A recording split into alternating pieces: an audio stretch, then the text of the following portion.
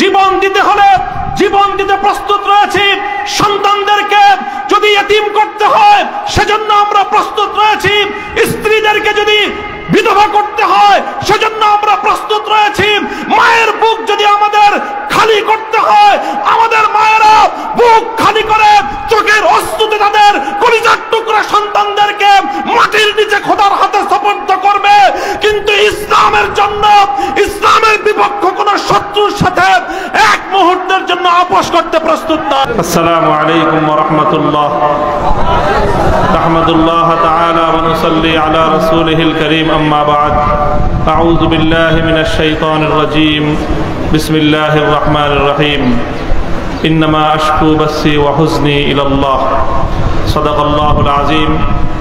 আমির হেফাজত বাংলাদেশের আলেমকুল শিরোমণি, এদেশের 18 কোটি তৌহিদি জনতার আধ্যাত্মিক রাহবার শাইখুল ইসলাম আল্লামা শাহ মুহিবুল্লাহ বাবুনগরী হাফিজাহুল্লাহ তাআলার আয়োজনে আজ আমাদেরকে এই সম্মাননা প্রদানের উপলক্ষে আয়োজিত সমাবেশে উপস্থিত হযরত উলামায়ে কেরাম, প্রাণপ্রিয় তৌহিদি জনতা, হেফাজতে ইসলাম বাংলাদেশের স্থানীয় ও প্রত্যন্ত অঞ্চল থেকে আগত আমার প্রাণপ্রিয় নেতাকর্মী ভাইয়েরা, সংক্ষিপ্ত কয়েকটি কথা।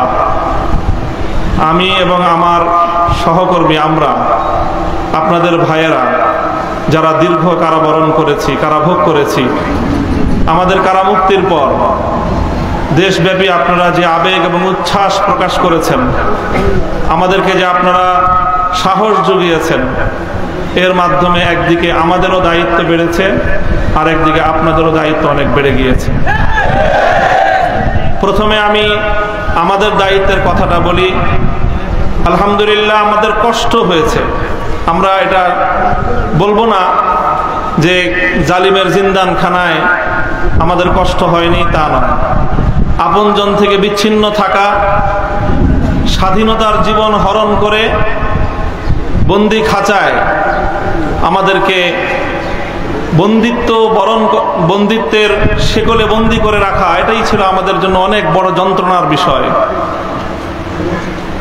সেই বন্দিত্ব থেকে মুক্তির পর দেশব্যাপী হেফাজতে ইসলামের নেতাকর্মীরা এবং সারা দেশের দলমত নির্বিশেষে সকল শ্রেণী ও পেশার তৌহিদি জনতা যেভাবে কারামুক্ত হেফাজত নেতৃবৃন্দকে উচ্ছ্বাসের সাথে, আবেগের সাথে বরণ করে নিয়েছেন, তাতে আমরা বুঝতে পারছি যে আমাদের আগামী দিনে আমাদের দায়িত্ব অনেক বেশি।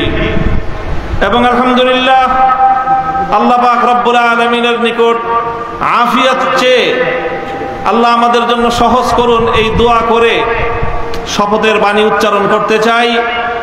আমাদের সকল কারাবন্দীদের পক্ষ থেকে আমি সে কথা উচ্চারণ করতে চাই। ইনশাআল্লাহ আল্লাহর জমিনে আল্লাহর দ্বীনের ঝান্ডা সমুন্নত রাখতে, আল্লাহর পয়গম্বরের ইজ্জতের হেফাজত করতে, এদেশের নাস্তিক্যবাদকে রুখতে, এদেশে ইসলামকে উপড়ে ফেলার সকল ষড়যন্ত্রকে রুখার জন্য যদি এর চেয়ে বড় ত্যাগ এবং কোরবানির প্রয়োজন হয়, হাসি মুখে আমরা সেই ত্যাগ করতে প্রস্তুত রয়েছি।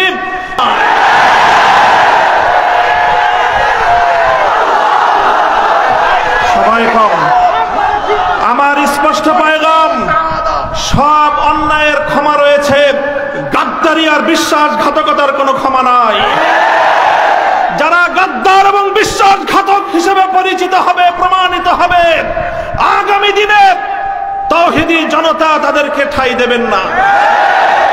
ইনশাআল্লাহ উলামায়ে কেরাম, হেফাজত নেতৃবৃন্দ যেভাবে শপথে বলিয়ান হলেন, যারা আমাদেরকে এভাবে সমর্থন যোগাচ্ছেন, আপনারা তো সমর্থন যোগাচ্ছেন, কিন্তু আপনারা কি কথাটা টের পান যে আপনাদের এই অভূতপূর্ব সমর্থনের কারণে রাষ্ট্রযন্ত্রের পক্ষ থেকে আমাদের উপর চাপটা কিন্তু আরো বেশি বেড়ে যায়। এই যে আজকে আমাদের উপরে এই অকথ্য নির্যাতন, এই যে লাঞ্ছনা, এই যে গঞ্জনা আমাদের উপর, কারণ এদেশের মানুষ আমাদেরকে ভালোবাসে, কারণ আমরা যেখানে যাই মানুষ আমাদের প্রতি আবেগ এবং উচ্ছ্বাস প্রকাশ করে। এখন আপনারা যদি আবেগ আর উচ্ছ্বাস প্রকাশ করে ঘরে গিয়ে বসে থাকেন চুপ করে, তাহলে আমাদের উপর কিন্তু চাপটা, জুলুমের স্টিম রোলারটা আমাদেরকে কিন্তু নিষ্পেষণ করে দিবে। তখন আপনাদের আবেগ প্রকাশ করার কিন্তু আর কোনো জায়গা অবশিষ্ট থাকবে না।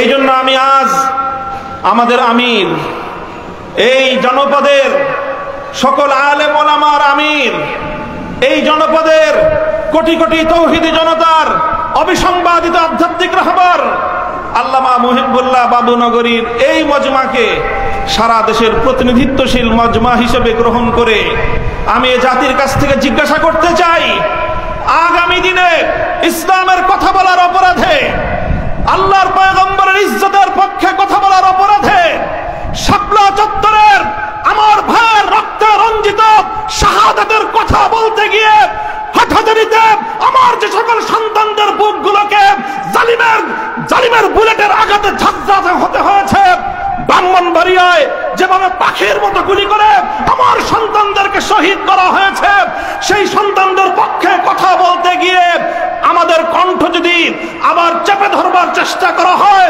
তাহলে আপনারা রাজপথে তার মোকাবেলা করবার জন্য প্রস্তুত থাকবেন কিনা?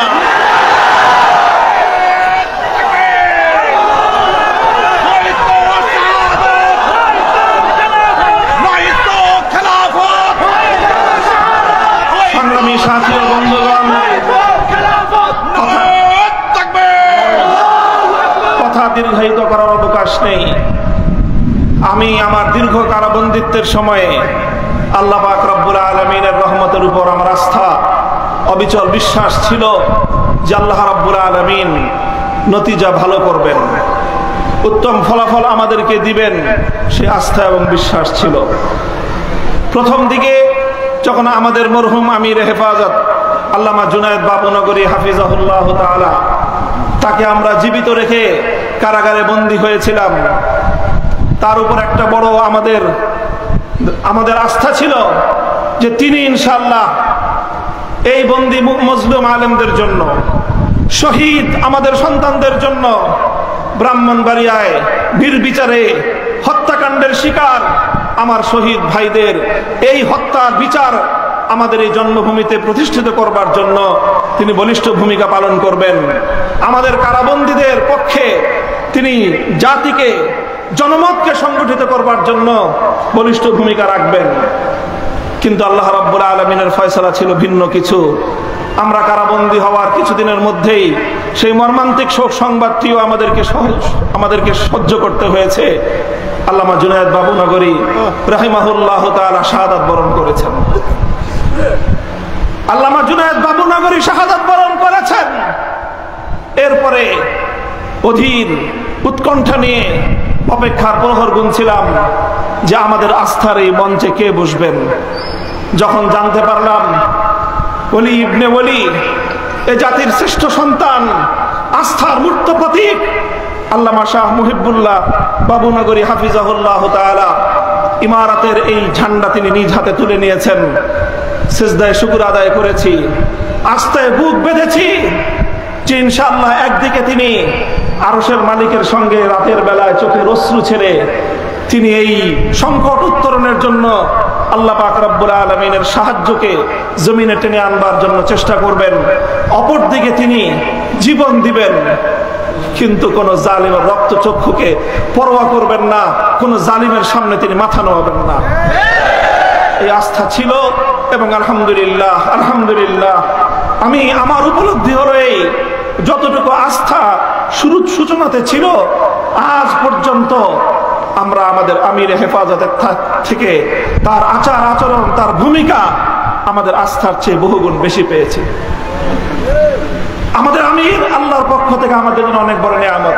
ইনশাআল্লাহ আমির হেফাজতের হাতকে যদি আমরা এভাবে শক্তিশালী রাখতে পারি, এদেশে আমাদেরকে জুলুম করতে পারবে, আমাদেরকে গুলি করে হত্যা করতে পারবে, কারাগারগুলোকে আমাদেরকে দিয়ে ভরপুর করতে পারবে। বাংলাদেশে কারাগারে সর্বমোট আসন হলো 70,000। কয় হাজার? আমরা শাপলা চত্বরে গিয়েছিলাম, কমপক্ষে হলো 20 থেকে 25 লক্ষ। 70,000 হেফাজতের কর্মীরা কারাবন্দী হবে, কিন্তু জালেমের সামনে মাথা নোয়াবে না। এই দেশের 1 ইঞ্চি মাটি নাস্তিক্যবাদ এবং ইসলাম বিদ্বেষের জন্য কারো হাতে ইজারা দেবে না ইনশাআল্লাহ। আল্লাহ পাক আমাদের সকলকে তৌফিক দান করুন, কবুল করুন। আমাদের আমির হেফাজত সহ আকাবিরিনদেরকে আল্লাহ পাক